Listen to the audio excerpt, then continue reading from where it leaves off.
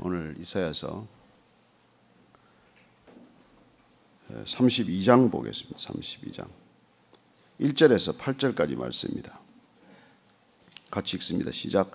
보라, 장차 한 왕이 공의로 통치할 것이요 방백들이 정의로 다스릴 것이며 또 그 사람은 광풍을 피하는 곳, 폭우를 가리는 곳 같을 것이며 마른 땅에 냇물 같을 것이며 곤비한 땅에 큰 바위 그늘 같으리니 보는 자의 눈이 감기지 아니할 것이요 듣는 자가 귀를 기울일 것이며 조급한 자의 마음이 지식을 깨닫고 어눌한 자의 혀가 민첩하여 말을 분명히 할 것이라.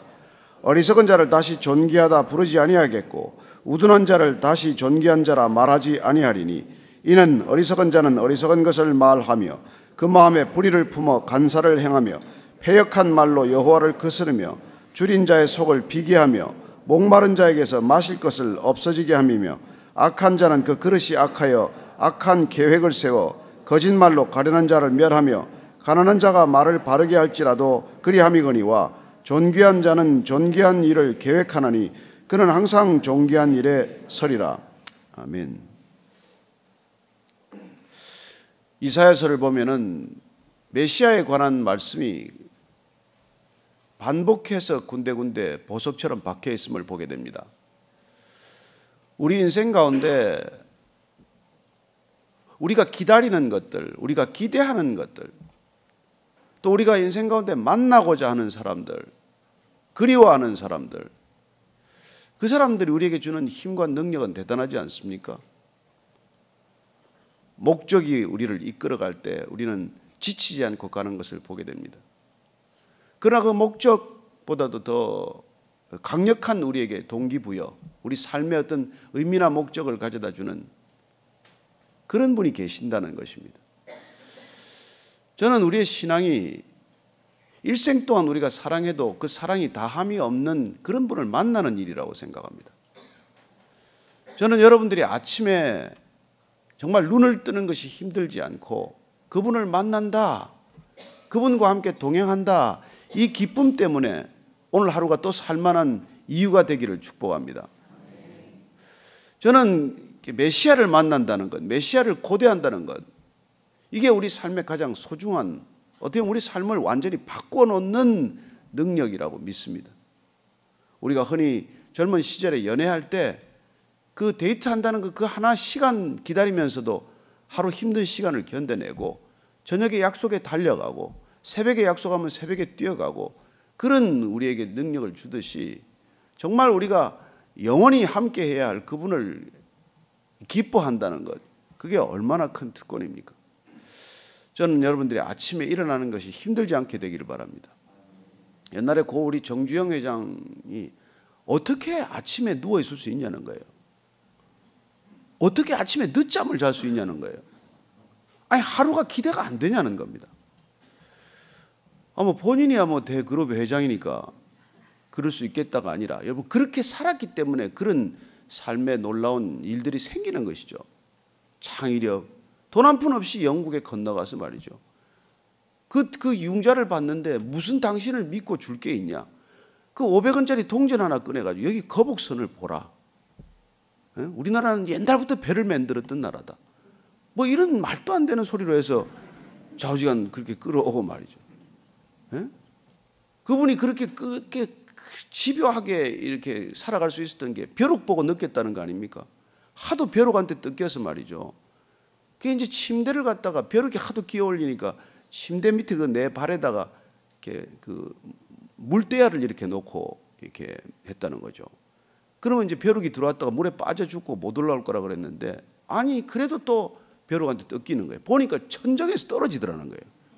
이놈들이 물로 안 들어가고 벽을 타고 올라가가지고 천정에서 피를 빨아먹겠다고 떨어져서 빠는 걸 보고 야 이렇게 살아가는데 빈대도 목적이 있으면은 어떻게든지 난관을 뚫고 만난을 무릅쓰고 기어이 이게 피를 뜯어먹겠다고 오는데 말이지 인간이 말이지 그럴 수 있냐는 거예요. 저는 우리가 그런 얘기를 들으면서 사실 우리가 살아가면서 삶의 어떤 그런 분명한 목적이 주어지면 인간에게는 그보다 훨씬 큰 능력이 있지 않겠습니까? 저는 하나님께서 우리를 인간으로 지으시고 그렇게 말씀하고 비밀을 알려주셨어요. 너희들은 나의 형상으로 지었다. 너희들은 나의 모양으로 지었다는 거예요. 우리가 정말 완전히 만개하는 인생을 살면 하나님의 형상이 드러나야 되는 거예요. 예수님께서 오셔서 나와 아버지는 하나다. 인간의 몸을 입고 오셔서 그분은 아버지와 나는 하나다. 이렇게 말씀해 주신 분이 그분이 메시아입니다. 그렇죠. 다 일그러진 인간의 모습이 다 이렇게 망가진 이 마지막 시대에 예수님께서 오셔서 하나님의 형상을 온전히 드러내신 분 아니십니까? 그분이 언젠가 올 것이다. 너희들 이렇게 타락하고 얼그러지고 부패한 세대를 살아가지만 언젠가는 온전한 하나님의 형상을 지닌 분이 올 것이다. 이게 메시아 대망 사상이에요. 메시아. 그 당시 메시아라는 단어는 빌려온 단어예요. 메시아는 기름 부음 받은 자다. 그런 뜻이거든요. 원래 마시아흐라는 히브리어는 원래 기름을 부어서 리더를 세웠어요. 왕을 세울 때 머리에 기름을 부어서 왕을 세우지 않습니까? 그래서 사무엘 선지자가 이새의 아들한테 와서 그 왕을 세울 때 기름을 부어 세울 때 왕이 되는 것이죠. 그 다음에 선지자를 세울 때 그렇게 했습니다. 제사장을 세울 때 기름을 부었어요. 그렇게 기름 부음 받은 자, 그게 메시아라는 뜻이에요. 근데 이게 바벨론 포로 생활을 하고 어려움을 겪으면서 이 민족을 구원할 자, 그런 이 생각들이 점점 깊어지면서 메시아라는 뜻이 우리를 구원할 자에 대한 생각으로 더 이렇게 비중이 옮겨간 그렇게 된 것이죠. 그게 지금 이 이사야는 정말 먼 앞으로 600년 이후에 올 메시아에 대한 얘기를 군데군데 하고 있는 것입니다. 우리가 한번 오늘 메시아에 관한 기록을 한번 더 이사야가 했던 말만이라도 찾아봤으면 좋겠는데, 우리가 제일 먼저 이사야가 얘기한 게 이사야서 2장에 보면요, 메시아에 대한 얘기를 처음부터 하고 있는 것입니다. 제가 한번 쭉 한번 읽어드릴게요. 2장 4절에 보면은 그가 메시아가 오면 말이죠. 그가 열방 사이에 판단하시며 많은 백성을 판결하시리니 무리가 그들의 칼을 쳐서 보습을 만들고 그들의 창을 쳐서 낫을 만들 것이며 이 나라와 저 나라가 다시는 칼을 들고 서로 치지 아니하며 다시는 전쟁을 연습하지 아니하리라. 진정한 메시아, 그분이 오시면은 이런 일들이 일어난다는 것입니다. 구원이 완성되면, 메시아가 재림하면, 초림은 우리가 왔지만 궁극적으로 메시아가 오면 이런 일이 일어난다는 것이죠. 4장 2절을 보면 이렇게 되어 있습니다. 그날에 여호와의 싹이 아름답고 영화로울 것이요 그 땅의 소사는 이스라엘의 피난한 자를 위하여 영화롭고 아름다울 것이라고 말합니다. 여호와의 싹, 메시아에 대한 표현이 점점 조금씩 구체적으로 진전되는 걸 보게 되는 것이죠. 그 다음에 7장 14절을 보면요, 7장 14절을 보면 이렇게 되어 있습니다. 한번 같이 읽으십시다. 시작. 그러므로 주께서 친히 징조를 너희에게 주실 것이라. 보라, 처녀가 잉태하여 아들을 낳을 것이요 그의 이름을 임마누엘이라 하리라.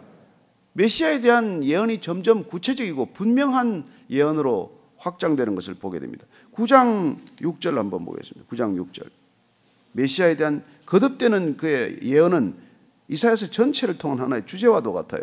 9장 6절이 있습니다. 시작. 이는 한 아기가 우리에게 낳고 한 아들을 우리에게 주신 바 되었는데 그의 어깨는 정사를 메었고 그의 이름은 기묘자라 모사라 전능하신 하나님이라 영존하시는 아버지라 평강의 왕이라 할 것임이라.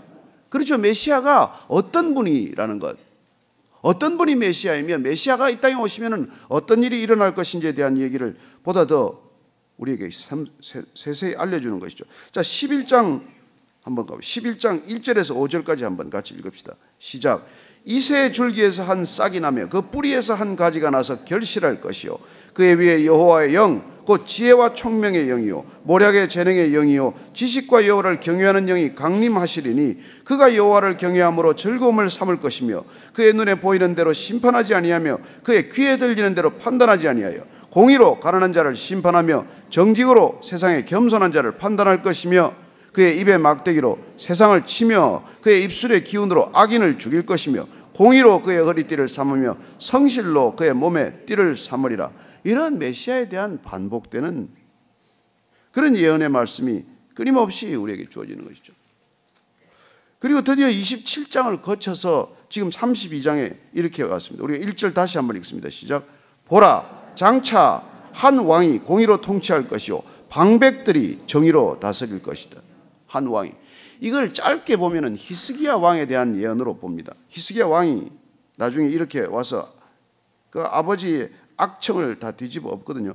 열왕기 하제가 읽어드리겠습니다. 열왕기 18장을 보면은 18장 3절에 히스기야가 그의 조상 다윗의 모든 행위와 같이 여호와께서 보시기에 정직하게 행하여 그가 여러 산당들을 제거하며 주상을 깨뜨리며 아세라 목상을 찍으며 모세가 만들었던 놋뱀을 이스라엘 자손이 이때까지 향하여 분향함으로 그것을 부수고 느후스단이라 일컬었더라. 그가 종교개혁을 이루어내는 것이죠.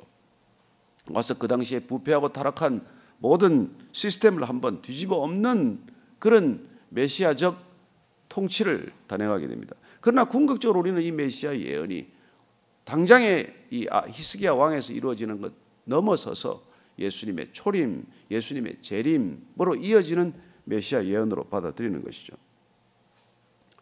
그렇습니다. 그분이 오시면은 질서가 바뀌는 거예요. 구원을 받으면은 구원자가 오면은 질서가 바뀌는 것을 뜻합니다. 우리가 궁극적으로 이 땅 가운데 살아가면서 우리를 옥죄는 것들은 이해할 수 없는 타락 때문에 생긴 일그러진 질서 아닙니까? 그 무너진 질서가 다시 한번 새로워지는 것.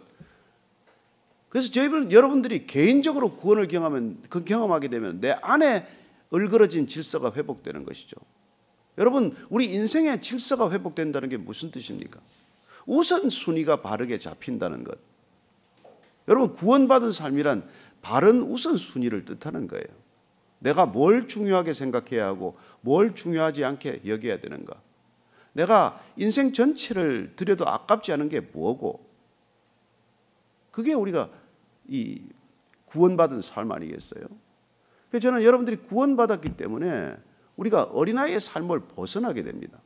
미숙한 삶을 벗어나는 거예요. 구원받지 않고 성숙할 수가 없습니다. 여러분, 나이 든다고 성숙합니까? 아니요, 나이 들수록 어려지는 거 안 봅니까? 많이 배우면 성숙합니까? 아니요, 자기밖에 몰라요.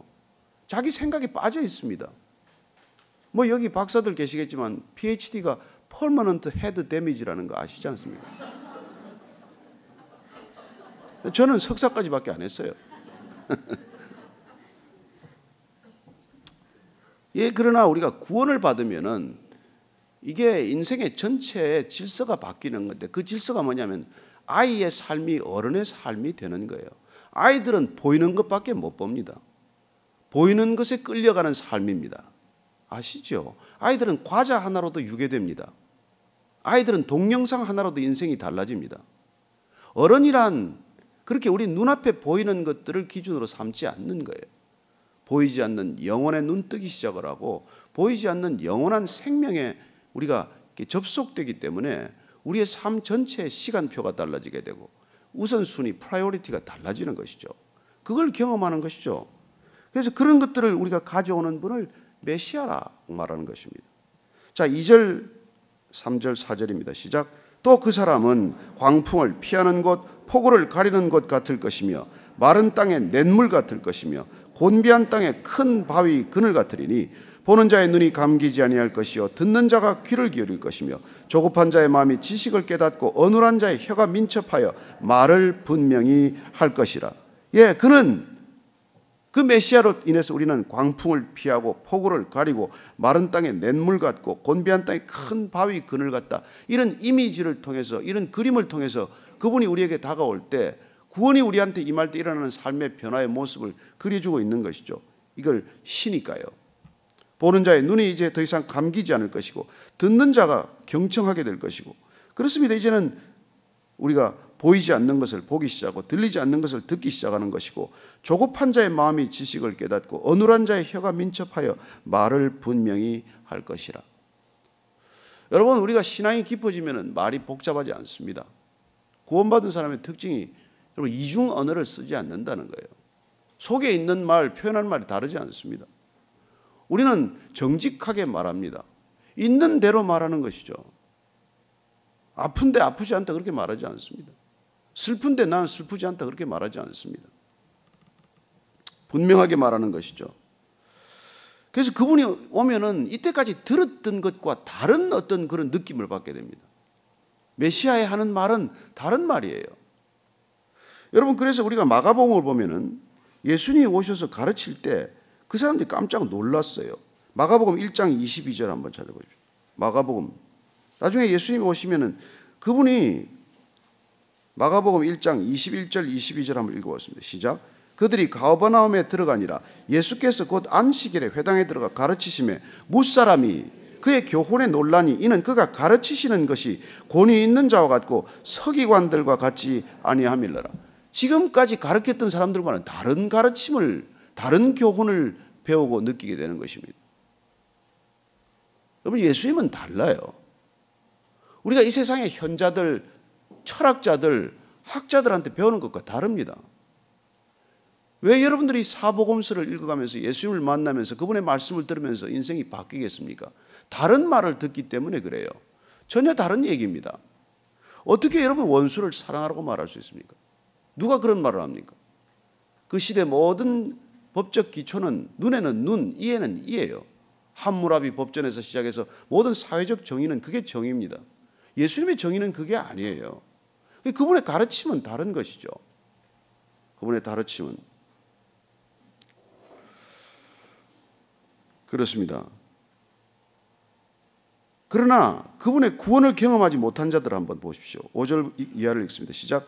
어리석은 자를 다시 존귀하다 부르지 아니하겠고 우둔한 자를 다시 존귀한 자라 말하지 아니하리니 이는 어리석은 자는 어리석은 것을 말하며 그 마음에 불의를 품어 간사를 행하며 패역한 말로 여호와를 거스르며 줄인 자의 속을 비게 하며 목마른 자에게 마실 것을 없어지게 함이며. 잠깐 여기 보십시오. 어리석은 자를 다시 어리석다고 존귀하다고 부르지 않는 건 여러분 구원받은 백성들의 특징이에요. 어리석음과 진정한 지혜가 구별되는 것입니다. 우리는 세상의 지혜를 지혜라고 말하지만 하나님 볼 때는 그건 어리석음이에요. 우리한테는 합리성이 지혜입니다. 그러나 여러분, 합리주의 사회를 건설하다가 효율주의를 추구하다가 우리가 잃은 게 뭐예요? 우리 삶의 모든 그루터기를 잃었어요. 그래서 여러분, 구원받은 삶이란, 고결한 삶이란, 깨끗한 삶이란, 정결한 삶이란 그게 분별되는 삶이에요. 여러분, 타락이란 한마디로 더러워지는 겁니다. 어리석어진다는 건 한마디로 더러워지는 게, 불결해지는 겁니다. 우리는 먹는 걸 너무 깔끔하게 먹으려고 애를 쓰잖아요. 여러분, 더러우면 먹습니까? 더러운 병에다가 물을 담아 먹습니까? 그렇게 우리는 더러운 것을 안 먹어요. 높은 사람들은 검식관 두고 음식에 독이 들었나 안 들었나 검증해요. 자, 우리가 음식 하나가 왜 그렇게 우리한테 중요합니까? 우리 몸에 들어가니까. 그러면 음식은 들어가는 걸 그렇게 깨끗하고 불결한 걸 가리는데 왜 생각이나 사상이나 이념이나 아이디어는 왜 그렇게 그냥 집어넣는 거예요? 여러분, 이 시대가 얼마나 위험한 시대입니까? 해독기 있는, 독성이 있는 컨텐츠가 얼마나 많습니까? 그런 컨텐츠를 그냥 무분별하게 보고 무분별하게 판단하고 무분별하게 따라가면 여러분 어리석어지는 것이죠. 그래서 우리가 살아가는 거 보면 어리석기 위해서 애를 쓰고 가는 거예요. 죽을 만큼 온 힘을 다해서 어리석어지려고 애쓰는 삶, 이게 현대인의 삶입니다. 왜 우리가 이 옛날 책을 보고 있습니까? 이 오래된 책을 왜 봐요? 어리석음과 진정한 지혜를 분별하기 때문에 그래요. 그렇게 되면 우리는 어리석은 자를 다시 존귀하다고 말하지 않습니다. 여러분, 이 땅에 유명한 사람들 존귀하다고 말하지 않습니다. 뭐 스티브 잡스가 대단합니까? 핸드폰 만들어서 이 세상을 바꿔서 대단합니까? 핸드폰 없을 때 뭐 사셨어요? 스마트폰 없을 때 우리가 교신 안 됐습니까? 세상은 그걸 막 존귀하게 여겨요. 마라톤 가서 9.9초 뛰면 막 존귀하게 생각을 해요. 여러분, 그 짐승은 그보다 더 빨리 뛰는 짐승들이 많아요. 그 인간을 그렇게 빨리 뛰게 만들려면 하나님이 다리를 4개 만들든지 뭐 그랬지, 그게 빨리 뛰는 게 목적입니까? 그러나 우리는 그걸 그렇게 살아가는 거예요. 어리석은 줄도 모르고 살아가요. 제가 맨날 골프 얘기했지만 그 뭐 쇠작대기를 13개씩 쥐고 다니면서 왜 공을 그렇게 때리는데? 우리는 어리석다는 생각조차 해보지 않아요. 왜 그렇게? 남이 하니까. 많은 사람들이 하니까 그게 삶의 트렌드라고 말하는, 패션이라고 말하고. 여러분 그런 거 따라가는 걸 어리석다 그러는 거예요. 어리석다 그러는 거예요. 하여튼 어리석은 건 이로 말할 수 없습니다. 그래서 어리석은 자는 어리석은 것을 말합니다. 그 마음에 불의를 품고 간사를 행하며 패역한 말로 여호와를 거스르며 줄인 자의 속을 비게 하며 목마른 자에게 마실 것을 없어지게 합니다. 결국은 어리석은 삶을 따라가다 보면은 속이 비고 속이 허한 거 아닙니까? 점점 목마르지 않아요? 아무리 먹어도 허기지지 않습니까? 마셔도 청량음료 마시고 탄산음료 마신 것 같지 않아요? 해갈이 됩니까?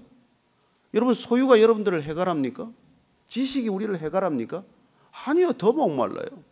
더 알아야 될 것 같고 더 채워야 될 것 같고 더 우리가 가져야 될 것 같고 그런 삶으로 가는 것이죠.